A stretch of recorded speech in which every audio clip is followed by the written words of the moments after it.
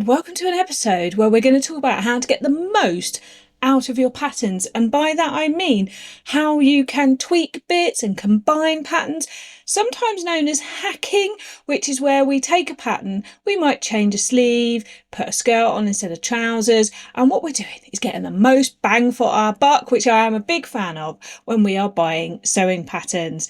So this vlog is part of a vlogging tour that Kris of Unsocial has set up for her pattern hackathon.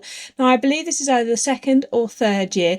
If you want details about the challenge, there is an Instagram account called Pattern Hackathon, and Kris has done a very comprehensive video which I will link below, where she goes through all of your frequently asked questions, all the details, all the themes. But the key thing is, this is not a fit adjustment, it's a pattern hack. So this is not about making the trouser fit you around the waist or doing a biceps adjustment. This is hacking a pattern, and you can put up your results at any time during the month of July. And as I say, Kris has got very comprehensive details. What I want to do today is give you lots of inspiration, because I know many of you are sat out there going, not sure if this is for me, don't know if I feel confident with this, I'm not sure if I'm ready yet, maybe I'm a beginner.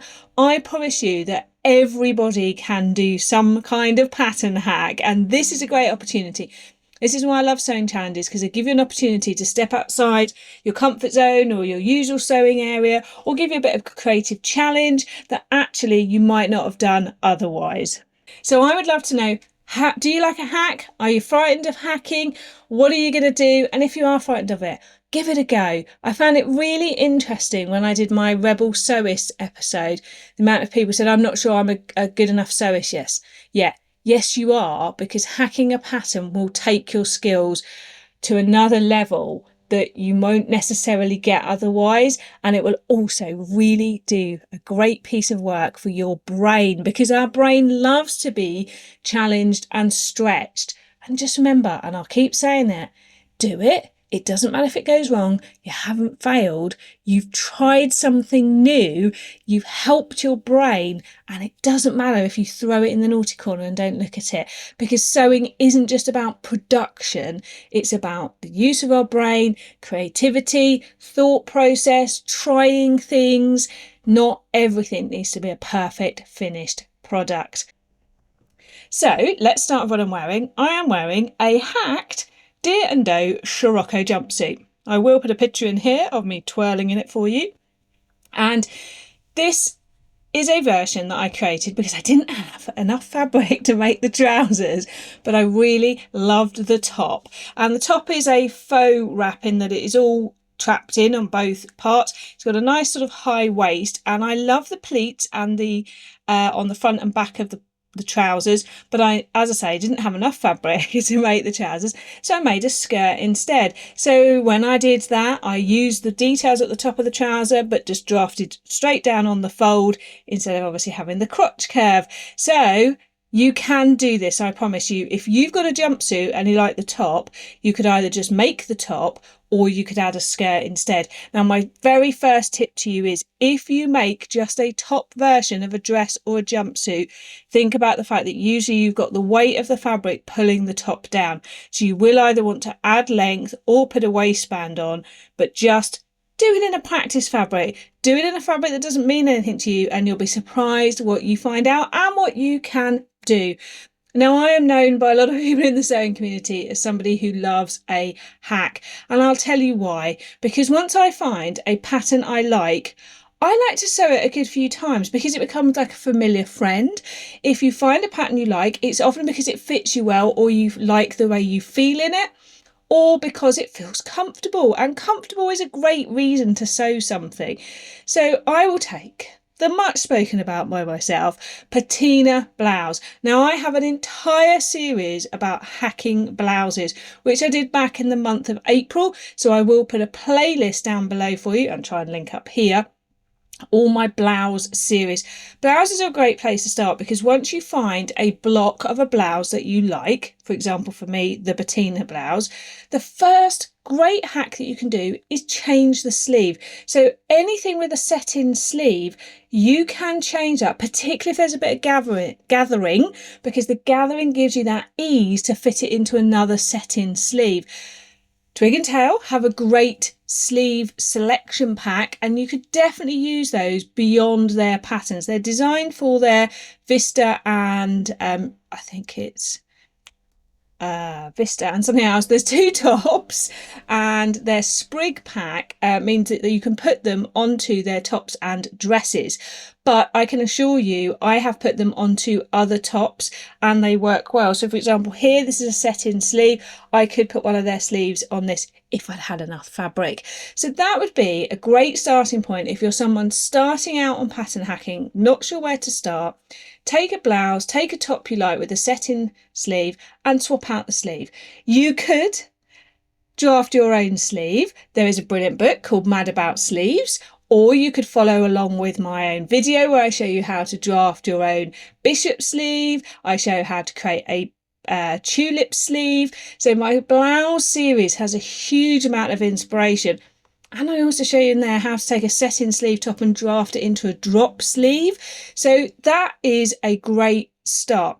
If you're looking for a sleeve pattern to add into one you've got, Rosary Apparel has a sleeve pack and you could do that. So that is a brilliant first step at hacking a pattern. But of course, you might want to take it further than that. So I then took the patina blouse and turned it into a dress. So we talked at the beginning about doing dress or jumpsuit into top. Well, what about the other way? So a patina blouse or any other blouse is a really good starting point for adding a tiered or an A-line skirt. What you could do if you're not feeling confident to draft that yourself is look at another pattern you've got and take that skirt and add it on. So you could look through your pattern selection or find a free skirt pattern. Go and check out my skirt video if you want to know more about that. And you could then add that on. Now, things to consider about if you're going to add a skirt to a top. Friday Pattern Company Johnny blouse works well for this as well. Is, are you going to go over the head or are you going to button up? Now, if you're going to button up, you can continue the placket of the top all the way down. That would be a lot of buttons, but you could. If you're going to go over the head like I do, you need to make sure that the waist dimensions you have, where you put the skirt on, will fit over your bust, because that will be the widest part it's got to fit over. If you like a nice floaty dress, then that's no problem because you make it just slightly wider than your bust and it will fit over nice and easily. You could put a belt on or put some ties on if you want to then cinch it in a bit. But most blouses and tops will be drafted to come down to around your hip area. You won't want your skirt to start at the end of where your top normally finishes. You will need to decide, do you want it at high waist, mid waist, low waist, and that's where you're going to need to mark on the pattern where you're going to attach the skirt. This is where bit of basting. I love a bit of basting. Do a big long stitch, baste it on, throw it on. You can even throw it on inside out. See if you like where it sits. If you do, then of course you can then stitch it on, and then I would unpick the basting after I've stitched it on because the basting is holding it in place for you. I've done this several times with the patina blouse and even added in inseam pockets. Now, if you've got a pattern you like that has inseam pockets, cut them out, follow the instructions, and you can add them in. So on the screen will be at least one of my patina blouse hacks. I've made a flared one. I did one where I buttoned all the way down the front because you've got the placket instructions, so you just keep going. You could extend the whole dress down or do it as a skirt. Now, one of the other patterns I really like to hack, and this will take us to another type of hacking, is the Seasons of East Summer in New York dress. This is designed for woven with a side seam invisible zip. I'm going to pop a picture here on the screen of one made quite close to the pattern. But as soon as I made it, I realised how much I like the skirt style that was on the dress. And also my brain immediately went, could I make this in jersey? And this is a great hack. If you've got a pattern that's designed to be woven, like this one with an invisible zip, jersey is a great option because you won't need the zip because it will stretch over your bust to get down. And suddenly you can then start playing with like the length of the sleeves, the length of the skirt, putting in splits if they're not there, and so on. So in your brain, sometimes thinking, can I make this in a different fabric knit to woven than it's designed. So I took the skirt part of the Summer in New York dress and added a different top to it. And it was a top that I made in jersey, and I made the skirt in jersey so it went straight over the head, but I still had that lovely silhouette that the skirt created. I then took the skirt, made it as a separate, made a matching top so it looked like a dress when I was wearing it, or I could wear them separately. So it is definitely something to have a play with. And at the end of this episode, I'll tell you what I'm thinking of doing for July's hackathon. So what else could we do? Well, trousers is a great option. If you want some trouser inspiration, I'll put the link up here. You could completely change the shape of the bottom of a leg on a trouser. So if you've got a wide leg pair of trousers that you really like the way they fit around your waist, tummy and bottom, why not take the wide leg, lay over, if you've got them, a pair of tapered legs and taper in the leg. Or if you haven't got a pair, you might have a ready to wear pair that you can look at how it works, or just have a go. And again, make it in a fabric that doesn't matter, because if it goes wrong, no one knows unless you tell them. So you could taper in the legs.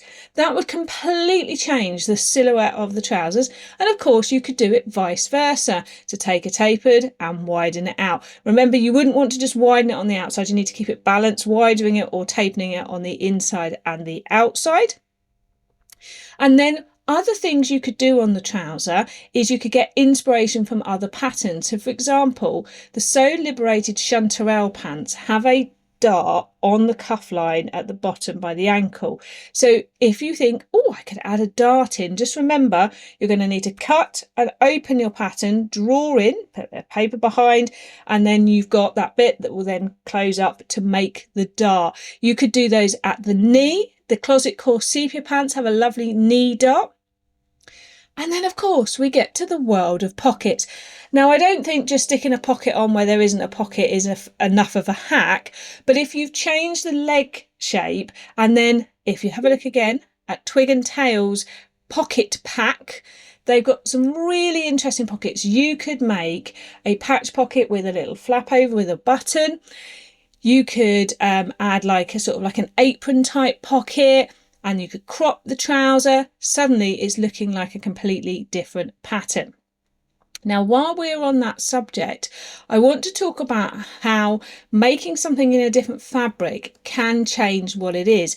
So I have used the Fabric Store Paolo workwear jacket pattern and made it into a shirt, and then changed the finish on the sleeve into elasticated, changed the style of the button placket at the front. So I knew that it fitted me well because I'd made a small shoulder adjustment. So then it's a completely different piece of clothing that's gone from making a workwear jacket with multiple pockets, done in like cotton twill or something like that. Suddenly you're making it a loose, floaty fabric, you're changing the finish on the sleeves, and you've got a very different looking pattern, piece of clothing. So let me just check, see if I've got any other ideas for you. Let's talk t-shirts. Now, t-shirts can be a brilliant one to hack into a dress. Now, my favourite one to do is the Tammy Handmade Naya, which is a t-shirt pattern, and I've hacked it multiple times, including an accidental hospital gown version, into a dress. It works really well in like a nice knit fabric. I've made several versions that are great for layering with like a roll neck underneath, but I have made like a lovely summer weight one as well. And it's just, you're making it out of like a stretch fabric, or you can make it out of woven and add a side zip if you've done that in a dress before, or a back, or you can make like a closing at the top. Remember, if you've learned how to do something from another pattern, take that idea and bring it over. So if you've done like a nice little button closure at the back just to make a space for being able to open and get over, then there's no reason why you couldn't do that and pop that onto a different pattern. So any t-shirt pattern could become a dress. Firstly, you could do like I did with the Tammy Handmade Naya and continue the dress down. I remember to curve out for my hips, so I looked at dresses I've got and looked at the shape and did that. Or you take the t-shirt and you add a skirt. So very much like I talked about with the patina blouse, you could do that for a t-shirt and then add a skirt on. If you do it in jersey, you know it's going to stretch over, but you could try making a t-shirt in a woven fabric, remembering it needs to be a t-shirt that's loose enough, that's either will sit loose enough from your body in woven that it's not stretching. So I did that with the Mix It Up tee by My Handmade Wardrobe, and I knew that this area here was not stretching in the jersey, so that I could swap it to woven. Now if I wanted to finish this here, I then could add a skirt on. I could do a tiered or an A-line, but I've got to remember that this distance here must get over my bust, so if I did that wide enough, I might just go in the side seam and add in a tie belt on both sides. Tie belts can even be added in after, because what you just need to do is unpick the section of the side seam that you want and thread your tie belt in. And of course, you could take a top, change the sleeve, add a skirt, put some pockets on, and my goodness, you've hacked it in so many ways. I want to give you a few tips. First of all, if you've never done it before, take a pattern that you like and tweak that, because you know that you like that and you also know it well. Secondly, don't use a fabric that you're very invested in or cost you a lot of money for your first go, because that will make you feel a bit sad if it goes wrong.